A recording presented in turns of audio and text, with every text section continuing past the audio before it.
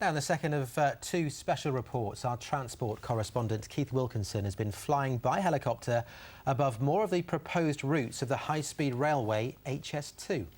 Tonight, he looks at concerns of farmers and hears from people who visit areas of natural beauty along the planned section between Birmingham and Nottingham.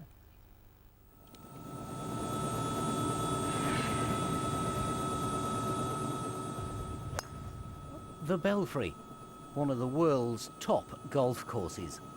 Unlike a number of other courses, this one has managed to avoid being on the route of the high-speed railway. But only just. The proposed line from Birmingham to Manchester is just a field away. And in that field, this ancient woodland isn't so lucky. The line will go right through it. And on the other side, it'll slice through the middle of this farm on top of viaducts and embankments. For the farmer, Gordon Davis, the whole thing has been unsettling, and he fears the worst for the successful business that's been in his family for 100 years. The line is going to run diagonally across the farm. It's going to cut the farm in half. So that is one of the main problems. The other problem is it's going straight through all the farm buildings, the corn store, the workshop, and other buildings to do with the offices that we let to people. It is basically making this farm unviable. One of the most upsetting things for him to contemplate is the loss of these woods. Hundreds of years old, filled with wildlife and emotional connections to those who farmed here before him. We've been walking through that woodland all of our lives, and our fathers have and whatever. It is where the ashes of my grandpa are sprinkled. There's other members of our family's ashes are in that woodland, and it's quite a shame what's going to happen. Close by is another planned high-speed line, the section that branches off through Warwickshire, Leicestershire and Derbyshire to Nottingham and on to Leeds. Here, more farms stand in the way and are due to be bulldozed. It will also run on a viaduct across the Kingsbury Water Park, which has upset Warwickshire County Council, among others. It could be argued that the Kingsbury Water Park over there is a brownfield site.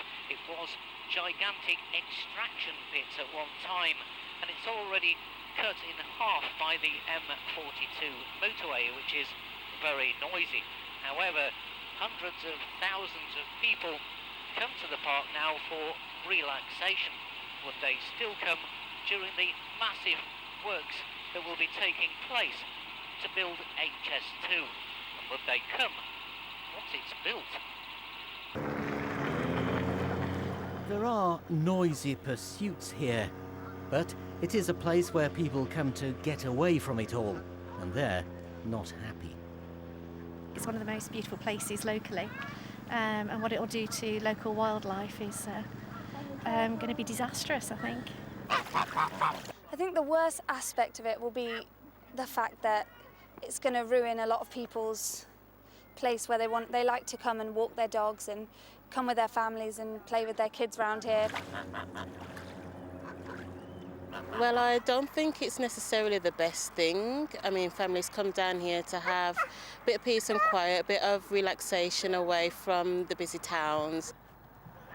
Come on! It's a lovely area that people can come to, families and, you know, children can play, and all of that will be taken from them. Ironically, one of the victims of the planned big railway is this little railway. It cost about £1 million, and the section through the woods stands in the way of High Speed 2. We were considerably gutted in view of the work that we've had to put in to build the railway. We've laid well over 2 miles of railway line here, although the running line is down to about 2 kilometres. But it will mean a lot more work for us when HS2 comes through. From here, the railway will follow the M42 on its journey towards Nottingham. Well, you may think that building a high-speed railway line alongside a motorway is the least damaging option, but opponents of such a scheme would say it could lead to infilling in the inevitable gaps that it will create, that there'll be more demand for houses in those areas and new factories. Here in Leicestershire, even though it's going to be parallel to the motorway, HS2 is due to cut through or close to many buildings, including businesses and new homes. And it will cross this meandering river, said to be of ecological interest. It'll run close to many towns and villages like Ashby-de-la-Zouch, with its historic castle. The railway planners say much will be done to reduce the environmental impact.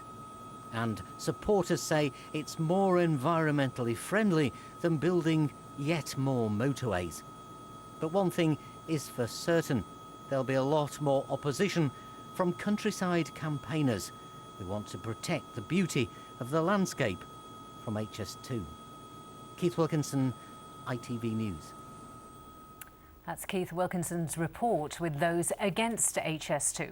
But what about those in favour? Well, here's Matt with more details. Sam, thank you. Well, HS2 Limited says it's doing all it can to minimise any impact the new railway will have on the environment, and it has the support of many business and civic leaders across the Midlands. They argue that it'll boost the economy by billions of pounds a year and will relieve congestion on other routes. Well, about 100 supporters of HS2 gathered at the think tank close to what will be the Birmingham terminus of the line. The boss of Network Rail warned that if HS2 was abandoned, it would be lost for half a century. If we do nothing, if High Speed 2 doesn't happen now, it won't happen again for another generation. And therefore will be 50 years, 2050, before we have another chance to catch up. That will be an incredibly expensive exercise for our organisation. Well, a task force has been set up to push the HS2 project forward. Its chairman told us the government remains determined to go ahead with it, and he said there were 3 major reasons why it should not be scrapped.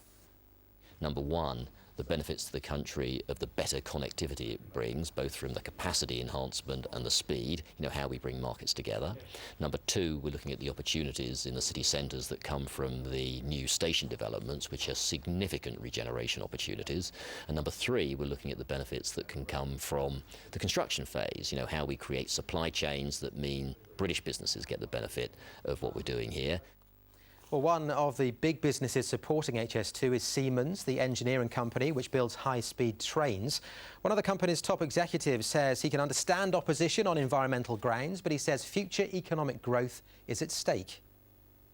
This isn't new. If you look at some of the major construction works that have been done in this country, over decades, there is always opposition to anything that involves new projects. And when you look at the end game, I think we've got to look at the long term, look at what the jobs are going to be created in the UK supply chain, look at how the economy is going to benefit. And I think for the benefit of the UK, this is a once-in-a-generation opportunity and we can't miss it. Well, there were some protesters outside the conference who claim HS2 will be a white elephant, a multi-billion-pound flop. Various figures opposing that view were given at the conference, including the claim that over 60 years, HS2 will create the equivalent of 89,000 full-time jobs. Sam. Thank you, Matt.